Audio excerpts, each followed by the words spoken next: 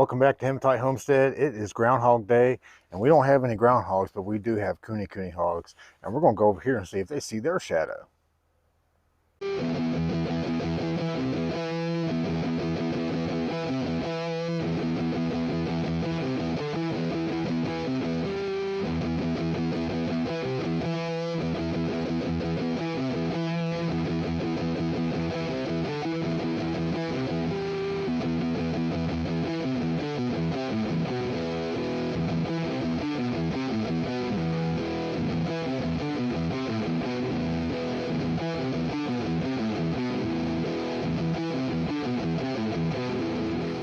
We're going to let Poppy, the herd queen. This is Poppy you've all met before. She is the herd queen, the very first gilt that we had on the property. She's a sow now. She had a litter with one little piglet, and unfortunately didn't make it through the night. So there's her shadow. You see your shadow, girl? Huh? You see your shadow? So we're going to talk about winter feeding them. We don't know what their shadow means. We don't really believe what the groundhog shadow means. But we do know we're ready for spring. See, we're nothing but mud here now. We're right in the middle of mud season. And that's quite a bit aggravating for both these coonies and for us. Yeah, scratch your ear, girl. Had a couple days in the 50s with lots of rain. And that made the mud situation a little bit worse. But it did get rid of all the snow. We were all snow covered back here. And you can see, believe it or not, you know, we're early February and we do have some green grass down here. And they have been going down here and grazing a little bit. We've been supplementing their feed with hay. And we bought the hay this year from a gentleman on the other end of the county from us. And they send it off to New York and get it tested for quality. And I was like, wow, I've never heard of that before. This is what it looks like. And he primarily sells for horse and cattle. And he asked us what we were feeding, and we said coonies, and he'd never heard of it. And we told him all about what we do here and pasture raising coonies. And we put a little bit over here too on this covered spot. Everybody's sleeping in it right now. This is Coco. Peachy. Sure. Yeah. I think you're supposed to eat this. You got hay in your houses. You got straw in your houses to lay in. Man, it is so warm between these two. There's no doubt in my mind, on a freezing cold night, you could crawl in with these pigs in their bed at night and you wouldn't have any issues staying warm. I'll never forget when we had Pumpkin and Simon and Oliver and Poppy were all little tiny babies. We had just taken ownership of them. First Poppy and Oliver. And when we added Simon and Pumpkin, they would all get in the house together. And I remember putting my hand down between them. The day that we brought Simon and Pumpkin home, we got like 18 inches of snow the next day. So that was a nice welcome to the homestead for them. I'll never forget going in there to check on them and putting my hand down inside the piggy pile and how warm it was. I was overwhelmed by that.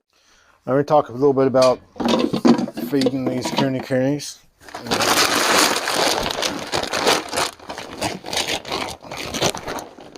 We are currently feeding them Purina Nature's Match pig and sow feed.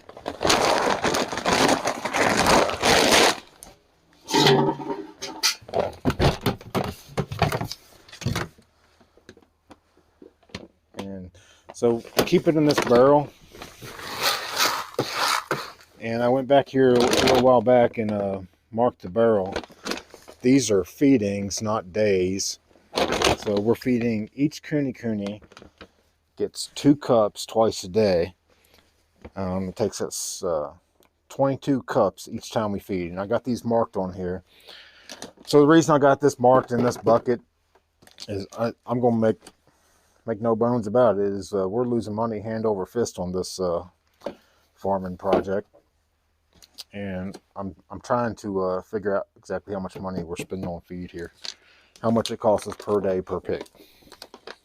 Haven't got those numbers figured out yet, but this is helping me track. It also helps me keep an eye on how much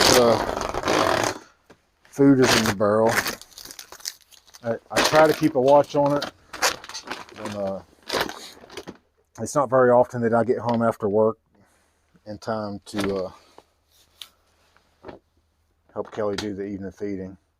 So I try and keep a watch on this and make sure that I have enough in here. So you can see up to 10 here. That's 10 feedings, and that is 5 days. There is roughly 3 days in each bag.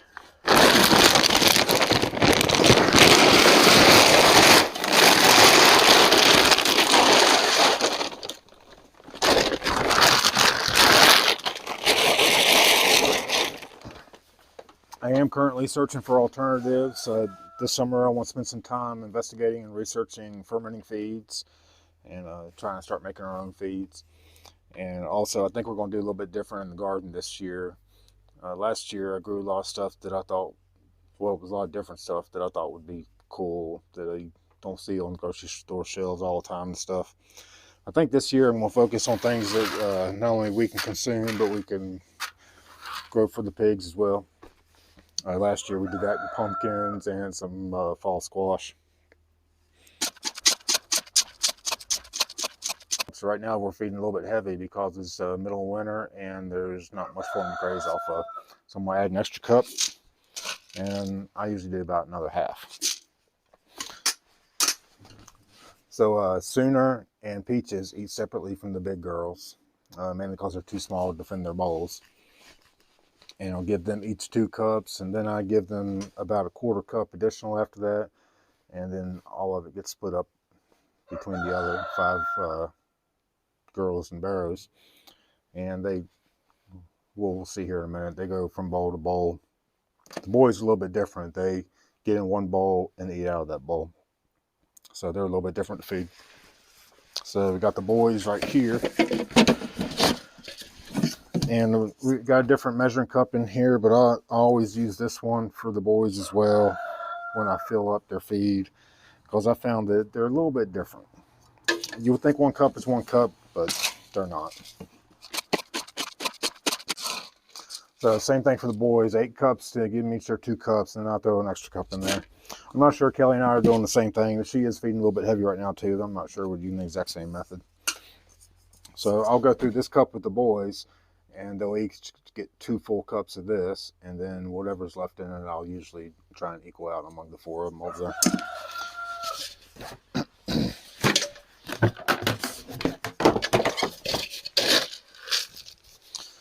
And then a little bit of sweet feed for the goats, and the purpose of this is to, well, it's a little treat for them, plus it keeps them out of the cooney bowls. So this Nature's Match pig and sow feed, when we first started this thing back in 2018, we were paying around $14 a bag for it, and now it's fluctuating anywhere between $20 and $22 a bag. It's gone up significantly, especially in the last year. So I want to try and capture how much money we're spending on feed per pig, and try and figure out some ways that we can reduce those costs. And I think those ways will be through us making as much of our own feeds as possible. But I need to do lots of research on that. We're not there yet. This is where we're at now. And they want to get into fermenting and make sure that our garden is supplementing them as much as possible. So they all also get fruits and vegetables every day. And this particular selection is some pumpkin, cucumbers that we froze from the garden last year, and some carrots. That's all we got in there today. And give them apples a little bit.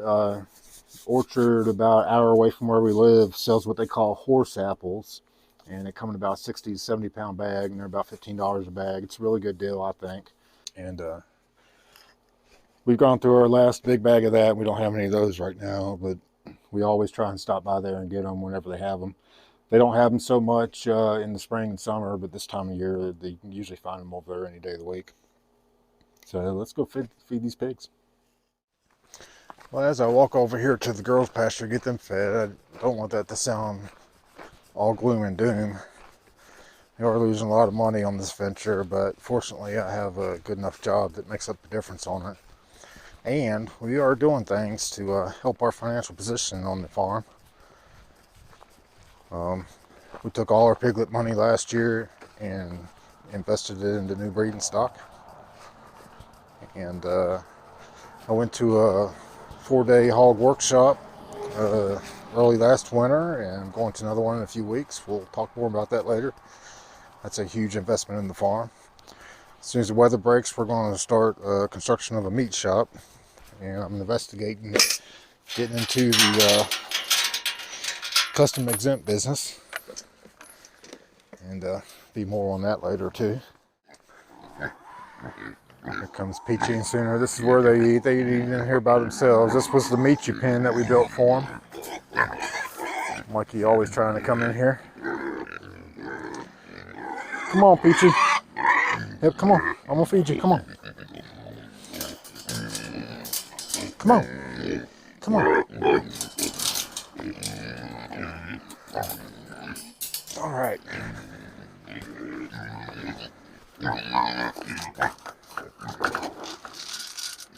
I usually don't do this like this, but I only got one hand right now. There you go, girl. There you go. Get Sooner her second cup, and then I'll give these two a little bit more. I go about half a cup and try to split it up between them.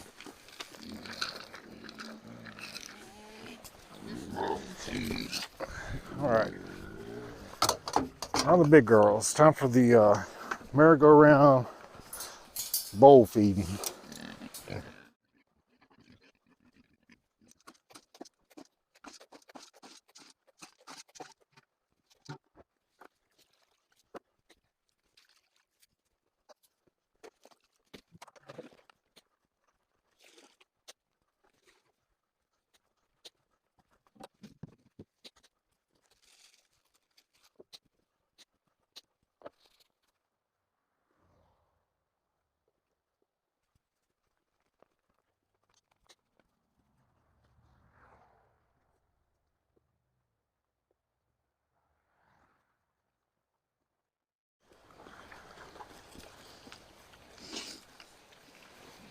All right, so as I wrap up these girls and get ready to move over to the boys, we're not going to go over with the boys this evening. Appreciate you watching. A little bit of fun with Poppy on Groundhog Day. We're definitely ready for spring. That's for sure. We need to get some green grass going down here and get these guys back to grazing like they like to do. Lots of big things are coming for us in 2022. I really focused on turning this operation around financially and doing some things to improve our position there. And you know, we don't necessarily need to be extremely profitable. It's not something here that's going to help me quit my job, but we would like for it to pay for itself. And coming soon, when the weather breaks, we're going to build a storage shed for feed and probably start buying feed in bulk. And meat shop's coming. It's going to be right over there beside the house. And lots of great things going to happen here in 2022. So thanks a lot for watching. Thumbs up if you liked it, and subscribe, and we'll see you next time.